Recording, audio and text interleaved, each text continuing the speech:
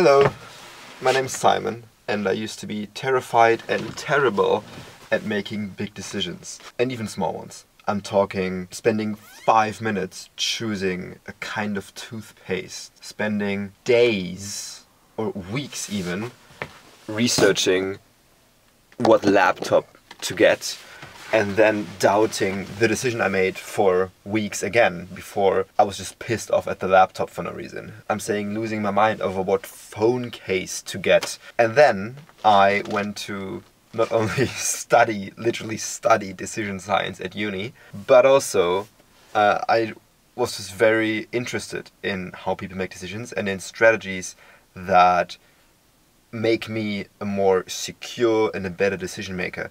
And today I'm going to share with you 4 things, studies, stories, experiences that have helped me make decisions in my life.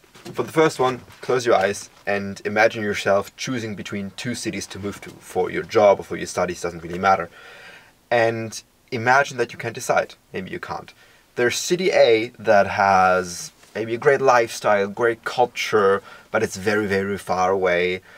And the company you work for, the uni, is quite nice. And then there's city B, maybe a bit closer, and the uni is amazing, but it doesn't have that cultural fit and that lifestyle that you really want to have. And so you can't decide. How are you going to make the decision? Well, piece of good news, what you make of the decision is actually more important than the decision that you make. Let me explain. Let's say you go to city A, right? And let's say that's on paper the better choice.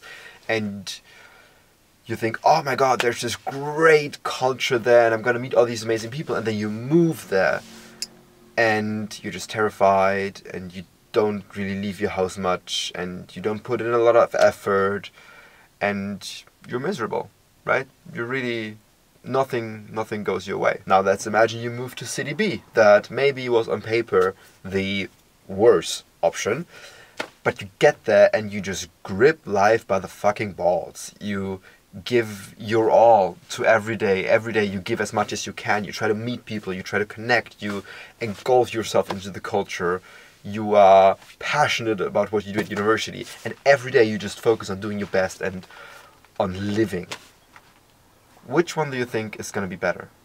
Well, obviously the second option, because although you were in a technically worse environment, you, the person that actually is living it, tries their best every day.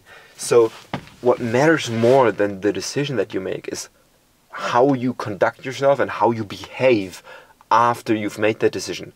In short, what you make of the decision. And so if you're not sure about a decision, then always remind yourself that even if you make quote-unquote a suboptimal decision, and you know what that means is left to be debated, but the real input that determines if your life afterwards gets better or worse is how you conduct yourself every day.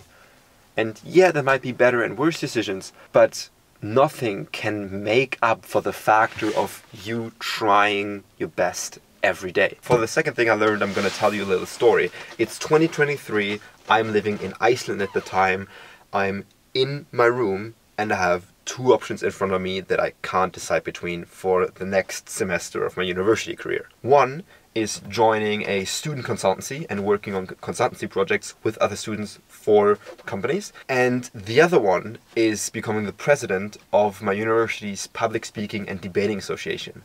Both things, extracurriculars, that I would love to do. But in good conscience, I can only do one of them because time constraints and effort and all that. I asked myself one single question that I had heard or that I had learned about shortly before is, which regret can I live with? Can I live with the regret of not having been a student consultant and all the experience and all the connections and all that comes with it?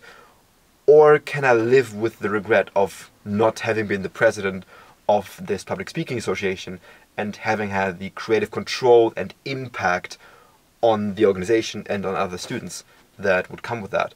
And in that moment, the decision was very clear to me.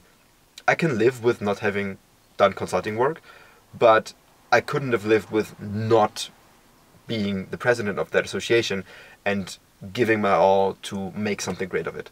And so if you ask yourself, which regret can I live with, you can choose the regret. And that often solves the problem for me. Third one is a bit more scientific, and I'm going to discuss this research paper right here. Scientists have figured out that irreversible choices that you cannot take back, are actually not really a bad thing. Imagine this, you're at H&M or at any store and you've got two sweaters. They're identical except for one thing. One of them has a return policy, you can return it whenever you want to, and the other one has no return policy. Which sweater would you feel more comfortable buying? I'd bet a lot of money that you would buy the sweater that you can return, because there's no harm in it, right? You just have more options. However, I would posit that you will be happier with the sweater that you can return.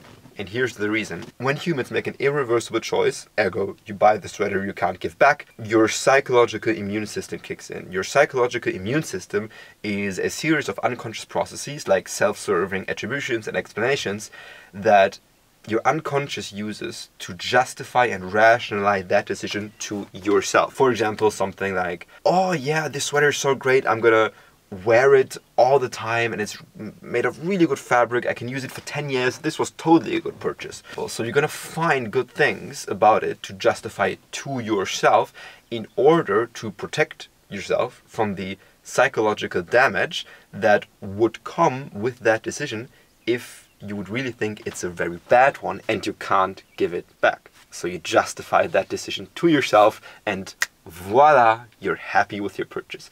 You don't know that this happens. But if you buy the sweater that you can give back, your subconscious is not motivated to actually kick into gear this self-rationalization response, and you may be left doubting, like, is this good? Should I give it back? I always have the option to give it back. There was this other sweater, you know, that I was thinking about, that may be good. You're thinking and you're ruminating, or you're more likely to ruminate. I'm not saying that this always happens, but you are more likely to ruminate. You're asking yourself all these questions, and these self-serving rationalizations that make this seem like a good idea actually don't kick in, and you don't have that. So you might be more happy with the irreversible choice than with the reversible one, and most importantly, you might be more happy with the irreversible choice than you thought you would be. But now comes the very, very important thing. You don't know that. You don't know that you will be happier with the irreversible choice. And so you think, big, scary, irreversible choice, and you may spend days, weeks, and months not doing it or never doing it. And this fact, the fact that you don't know that irreversible choices are going to make you happier than you think you will, keeps you from actually making these important decisions, like moving to a different city, taking a job, marrying that person, whatever it is, these big things. And so you avoid making choices and binding commitments that are likely to maximize your long-term happiness, because you don't know that. Alright, moving on to 4. Faulty effective forecasting and focalism. Effective forecasting basically means predicting how something is going to make you feel, and humans are very, very bad at it. When you've been studying for an exam for days or weeks, you might think, oh my god, once this exam is over, it's going to be amazing, all my problems are going to be gone, when I have good results, this is going to be like Christmas, you know? And then it happens, and you are happy for a while, but then something else happens, and you're like, what the hell? You know, I thought this was, I studied for this for weeks. It was like this big thing, and it had an impact, but not nearly as much as I thought it would have. The same thing, however, is true with negative events. When you get broken up with, you might believe that this is like the end, right? Everything feels awful. Everything is shit. However, you do get over it. You do get over it, and often, sometimes, more quickly than you think. And both of those are partly because of a phenomenon called focalism. Focalism means we focus too much on one thing, like the exam or like the breakup, and we underestimate the impact that other events have on our mood and our well-being. Because while we go through the breakup, or while we ride the wave of the past exam, hopefully, there are many other things that happen that can impact our mood and well-being. However, we don't consider them before it actually happens, and so we think these huge events will have a bigger impact on us than they actually end up having. Alright, thanks for listening. I'll put sources to the research papers in the description. If you have any thoughts, comments, or wishes, let me know in the comments, and I hope you learned something. See you, hopefully.